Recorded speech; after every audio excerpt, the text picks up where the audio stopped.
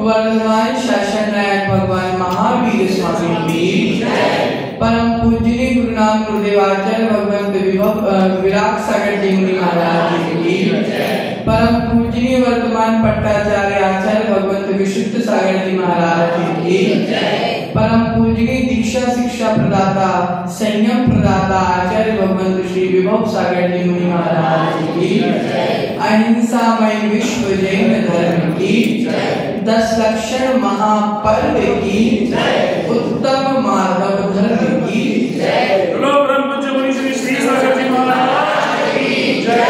ब्रह्म पूज्य मुनि श्री श्याम सागर जी महाराज की जय।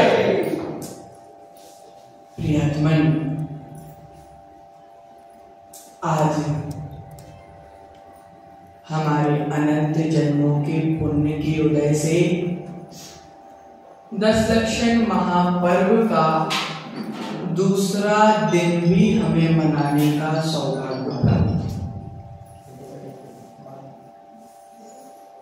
उत्तम माधव का दिवस आज हमारे समक्ष है।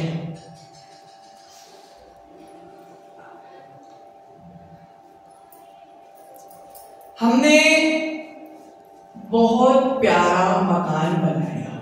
क्या बनाया? मकान। हमने बहुत प्यारा मकान बनाया, उस मकान में बहुत प्यारा फर्श लगवाया। सुंदर मकान बनवाया, सुंदर फर्श लगाया, फर्श में पानी दे दिया। हम दौड़ के आए और फिसल गए, कमर की हड्डी टूट गई, प्राण तुरंत निकल गए। हमने सुंदर मकान बनाया, इतना सुंदर फर्श लगाया, पानी गिर गया, हम दौड़ के गए, फिसल गए और मर गए। ये तो बाहर का मकान। जिनवाणी कह रही है हमारी आत्मा भी बहुत सुंदर मकान है, हमारी आत्मा भी बहुत सुंदर मकान है। अहंकार रूपी हमने सुंदर फर्श बना लिया और मान कषाय का पानी गिरा था, हम दौड़ के गए और फिसल गए, चारित्र की हड्डी टूट गई। शरीर में अगर रीढ़ की हड्डी टूट जाए तो जीव किसी काम का नहीं बच सकता। शरीर में अगर रीढ़ की हड्डी टूट जाए तो शरीर किसी काम का नहीं बचता। उसी प्रकार जीवन से चारित्र चला जाए तो जीवन किसी काम का नहीं बचता। प्रियात्मन, आज उत्तम मार्गव का दिन है, तो मान कषाय, दूसरी कषाय कौन सी? मान कषाय। मान कषाय के अभाव में आत्मा का जो शुद्ध स्वरूप प्रकट होता है उसका नाम है उत्तम मार्ग।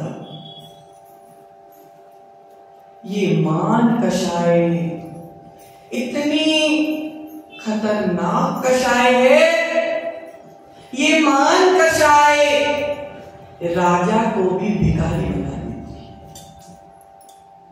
है। मान कषाय राजा को भी भिखारी बना देती है और उत्तम माधव भिखारी को भी राजा बना देती है।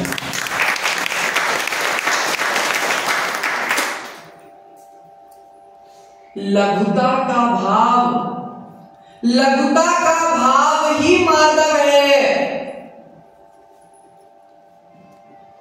मैं ही सब कुछ हूं, अगर ये भावना तुम्हारे भीतर है तो समझ लेना माधव धर्म तुमसे कोसों दूर है।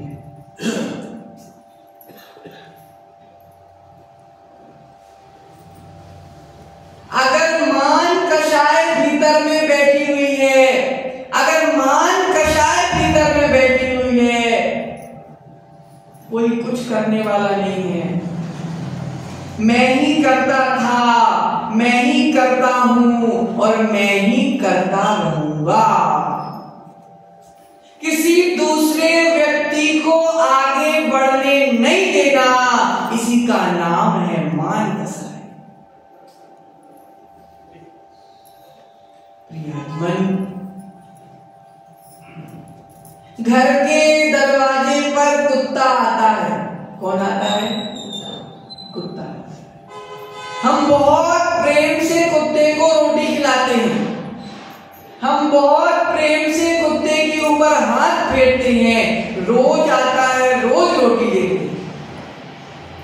लेकिन ज्यादा प्यार देने से वह कुत्ता सिर पे चढ़ने लगता है। ज्यादा प्यार देने से कुत्ता सिर पे चढ़ने लगता है। पहले रोटी देते थे, फिर बाद में डंडा देते। पहले रोटी देते थे, प्यार देते थे, बाद में लात मारते हैं। जिस प्रकार की स्थिति कुत्ते की होती है, उसी प्रकार की स्थिति मानी व्यक्ति की होती है। मानी व्यक्ति को शुरू में सब बहुत प्यार देते हैं, बहुत प्यार की रोटी देते हैं, लेकिन जब वह सिर पे चढ़ने लगता है तो लात मार के भगा देता है। प्रियतमन, जितनी इज्जत जीवन भर में कमाई थी, जितना सम्मान जीवन भर में कमाया था, कषाय ने अपना रूप दिखाया, सारी इज्जत और सारा सम्मान मिट्टी में मिल गया।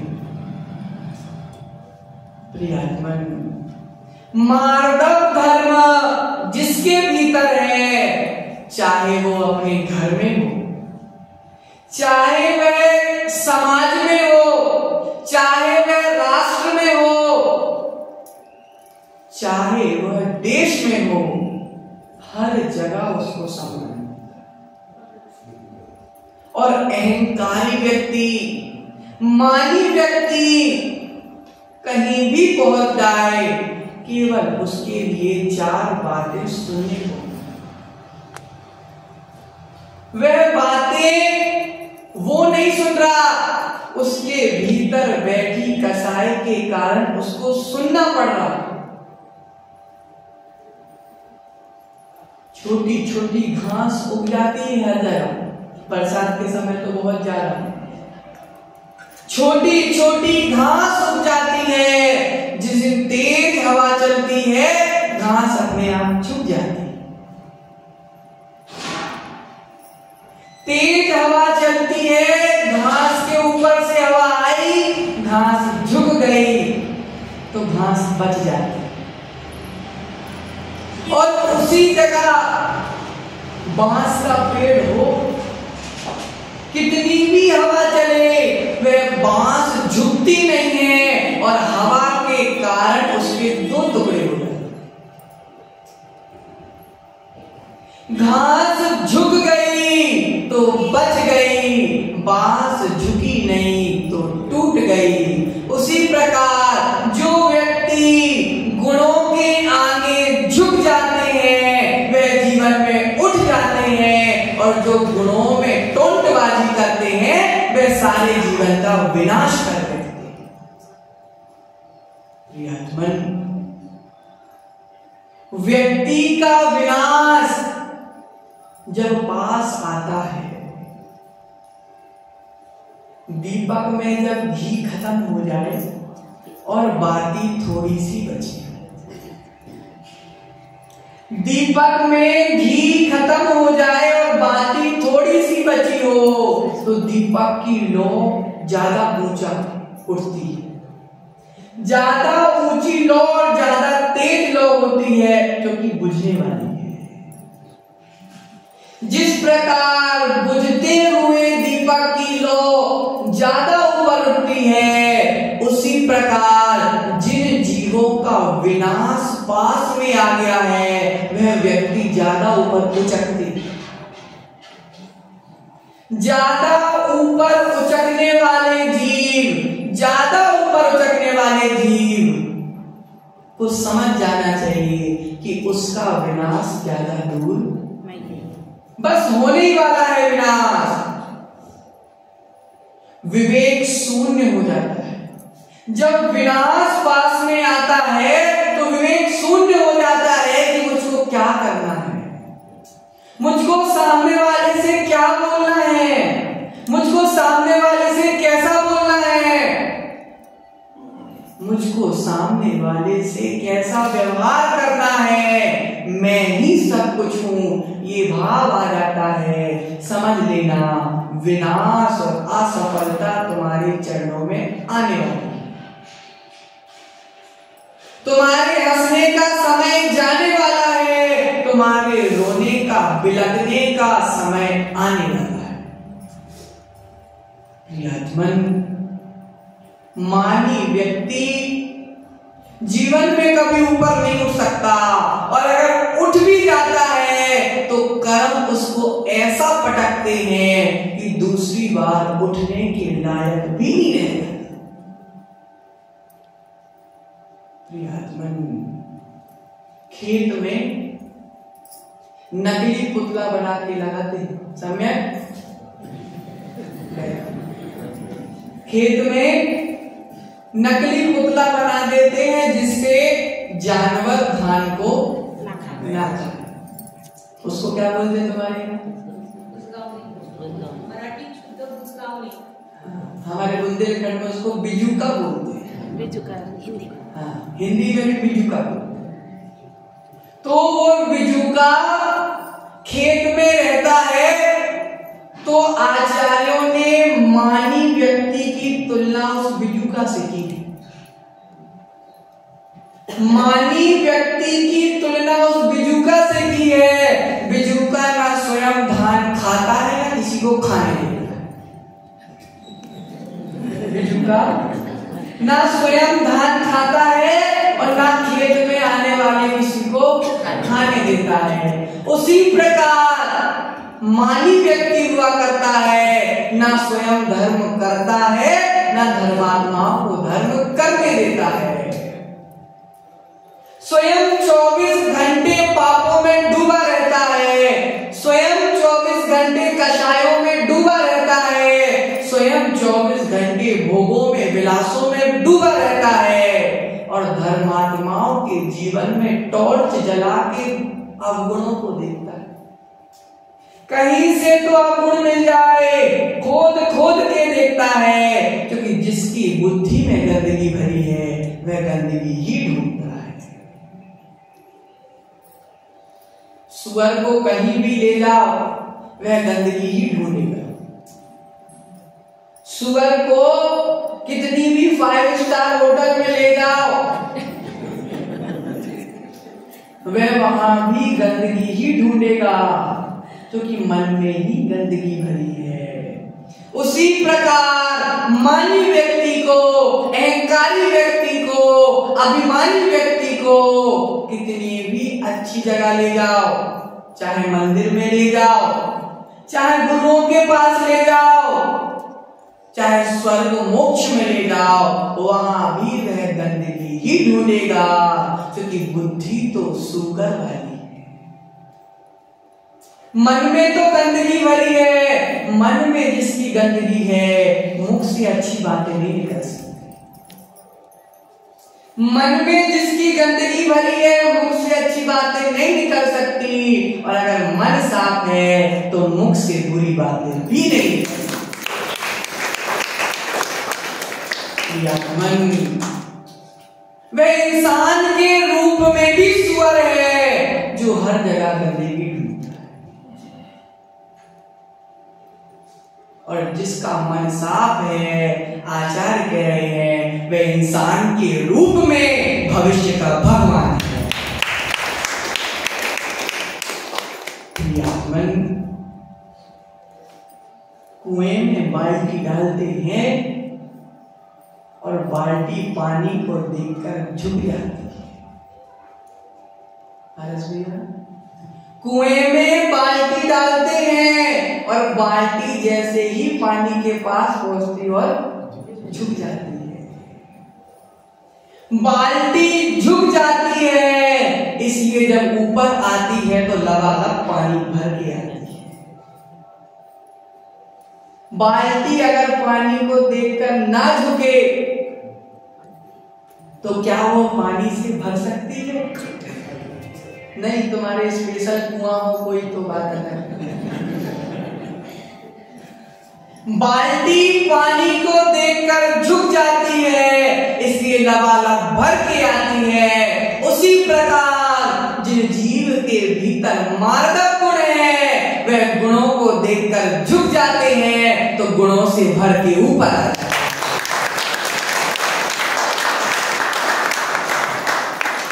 मन नल में से अगर बाल्टी भरना है, समय के पापा, अगर नल से बाल्टी में पानी भरना है तो बाल्टी को कहाँ रखा जाएगा? नल के ऊपर कि नल के नीचे? क्यों? नल तो इतना सा, बाल्टी इतनी बड़ी।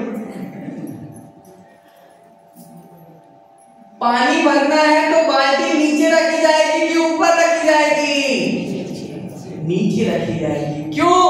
क्योंकि पानी भरना है। उसी प्रकार अगर हमको अपने जीवन में गुण भरना है तो संतों के चरणों में झुकना पड़ेगा। अगर संतों से गुण चाहिए है और संतों के सिर पे चढ़ के बैठोगे तो गुण मिलने वाले नहीं है। साधुओं के अनुसार चलना है, साधुओं को अपने अनुसार नहीं चलना। क्या कह रही जिनवाणी? साधुओं के अनुसार चलना है, साधुओं को अपने अनुसार नहीं चलाना। जो साधुओं के अनुसार चलते हैं तो वह साधु के पीछे पीछे मंजिल तक पहुंच जाते हैं, और जो साधुओं को अपने अनुसार चलाते हैं वह स्वयं भी भटक जाते हैं और साधु को भी भटका देते हैं। वर्तमान में चारित्र मोहिनी कर्म के उदय के कारण जितने साधु अपने व्रतों से पीछे हट गए वह मात्र इन्हीं श्रावकों के कारण हटे, क्योंकि श्रावकों ने उनको अपने अनुसार चलाने का प्रयास किया और कर्मों का उदय आ गया तो बेचारे वो भी उनके अनुसार चलने लगे। श्रावक कमरे में नमोस्तु करता है और बाहर माइक में ताली बजवाता है। इसलिए साधुओं के लिए भी आचार्यों ने स्पष्ट कह दिया कि साधुओं को श्रावक के अनुसार नहीं चलना। महाराज ऐसा करो, महाराज ऐसा करो, नहीं तो हमारे गुरु नहीं, तुम हमारे गुरु नहीं हो। हम लोग ने जीवन में संकल्प ले लिया था कि अगर हम अपने जीवन में चलेंगे तो अपने गुरु के अनुसार या जिनवाणी के अनुसार चलेंगे।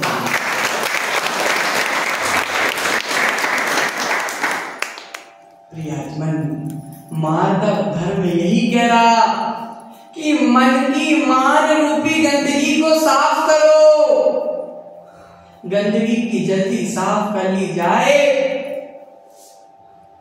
तो अच्छा रहता है, और गंदगी को अगर साफ नहीं की जाए तो गंदगी के ऊपर गंदगी, गंदगी के ऊपर गंदगी, गंदगी के ऊपर गंदगी लगती जाती है, लगती जाती है, लगती जाती है। कल हमने क्रोध की गंदगी को साफ किया, आज हम मान की गंदगी को साफ करेंगे, रोज साफ करते जाएंगे। और अगर नहीं की तो गंदगी गंदगी गंदगी गंदगी, एक दिन तुम्हारे जीवन में इतनी गंदगी हो जाएगी कि तुम्हारी नौबत भी गंदगी खाने की हो जाएगी।